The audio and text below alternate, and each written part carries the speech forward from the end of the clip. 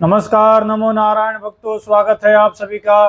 भक्तों, 16 अप्रैल 2025 बुधवार को व्यतिपात महापात योग है।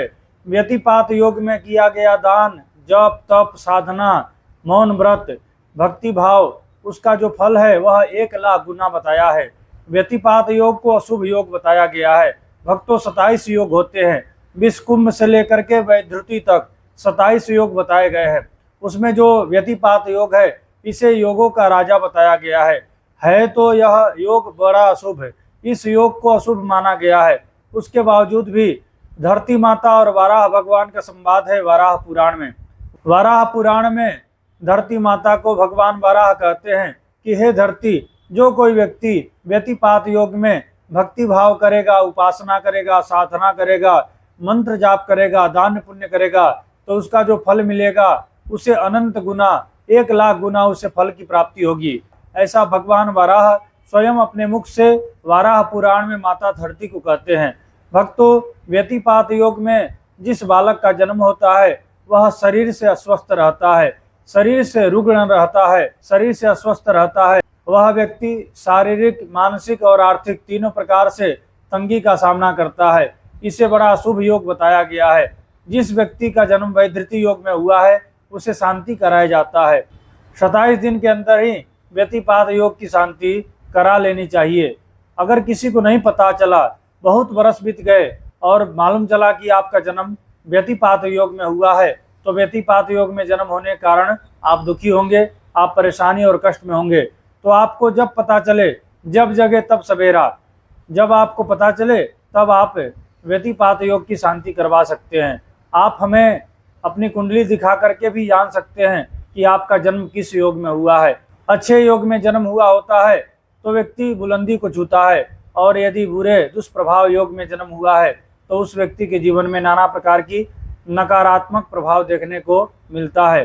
जन्म कुंडली से सभी कुछ पता चल जाता है, इसलिए जन्म कुंडली को वेद का नेत्र बताया है। वेदस्य चक्षु, वेद का नेत्र है ज्योतिष, ज्योतिष से सब कुछ देखा जा सकता है। भक्तों, 15 अप्रैल 2025 मंगलवार को रात्रि 11:33 पर व्यतिपात योग आरंभ हो रहा है। 16 अप्रैल 2025 बुधवार को रात्रि 12:19 तक व्यतिपात योग रहेगा। तो सभी लोग व्यतिपात योग 16 अप्रैल 2025 बुधवार को मनाएंगे। इसी दिन आपको दान करना है।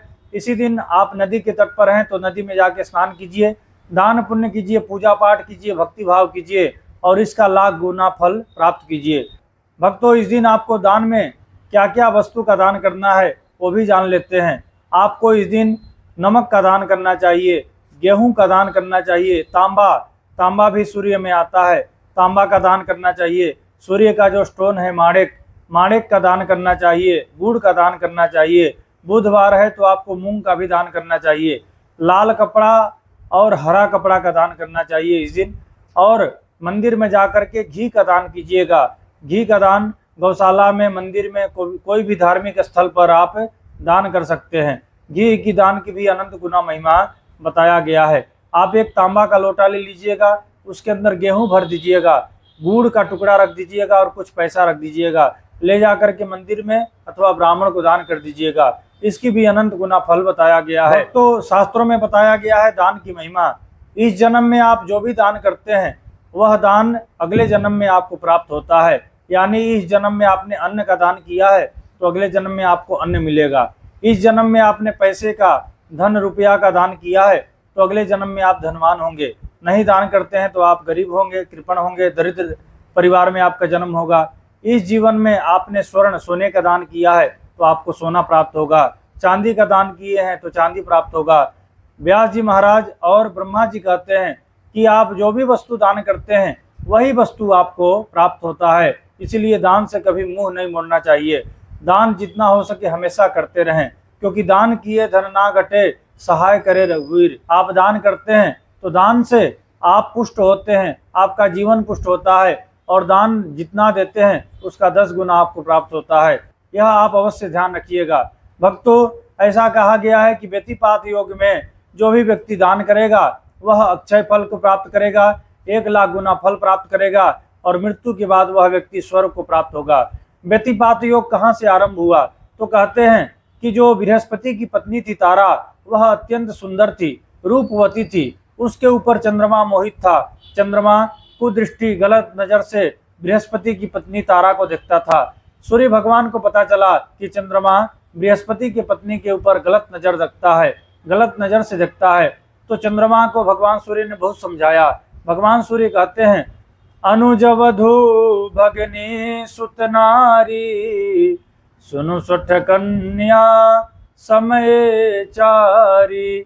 भगवान सूर्य कहते हैं कि हे चंद्रमा, कि गुरु की पत्नी माँ के समान होती है, छोटे भाई की पत्नी अपनी बेटी के समान होती है, बड़े भाई की पत्नी माँ के समान होती है। इसलिए कभी भी गलत नज़र से गुरु की पत्नी को नहीं देखना चाहिए। बहुत समझाया है सूर्य भगवान ने चंद्रमा को, फिर भी चंद्रमा नहीं माना और कुदृष्टि हमेशा बृहस्पति की पत्नी तारा के ऊपर करता रहता था। यह देख करके एकांत में एक बार सूर्य भगवान बड़ा विलाप कर रहे थे। यह बात भगवान सूर्य को बहुत बुरा लगा। एक दिन एकांत में भगवान सूर्य बैठे थे और भगवान सूर्य अपने गुरु जी को याद कर रहे थे। उनको याद आया कि गुरु की पत्नी के ऊपर चंद्रमा कुदृष्टि करता है, गलत नज़र से देखता है। तो सूर्य भगवान बड़े उदास हो गए, उनके आंखों में आंसू भर आए और सूर्य भगवान दुखी होकर के रो रहे थे। व्यति यानी दुखी, विषाद दुख तकलीफ, और पात यानी गिरना। दुखी होकर के विषाद में भगवान सूर्य के आंखों से आंसू गिरे थे, इसलिए उसका नाम पड़ा व्यतिपात। व्यतिपात यानी सूर्य भगवान के आंखों से जो आंसू गिरे वही व्यतिपात बना।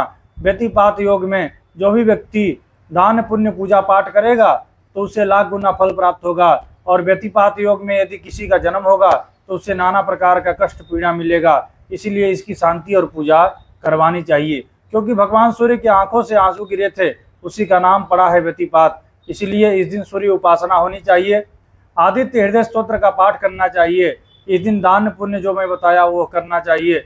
सूर्य भगवान को अर्घ्य अवश्य देना चाहिए। भक्तों, व्यतिपात योग की एक दूसरी कथा है। ऐसा कहते हैं, जो देव गुरु बृहस्पति हैं, उनकी जो पत्नी थी तारा, वह अत्यंत सुंदरी थी, रूपवती थी। एक दिन चंद्रमा बृहस्पति की पत्नी तारा का अपहरण कर लिया और लेके जा रहा था।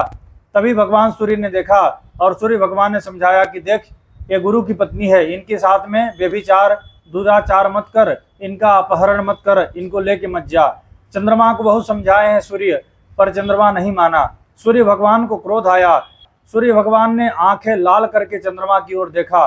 चंद्रमा ने भी कुदृष्टि से आंखें लाल करके सूर्य भगवान की ओर देखा। जैसे दोनों की दृष्टि टकराई, वैसे ही एक असुर का जन्म हुआ, जिसके 8 मुख थे और 18 बाहु थे। ऐसा वह असुर था भयानक।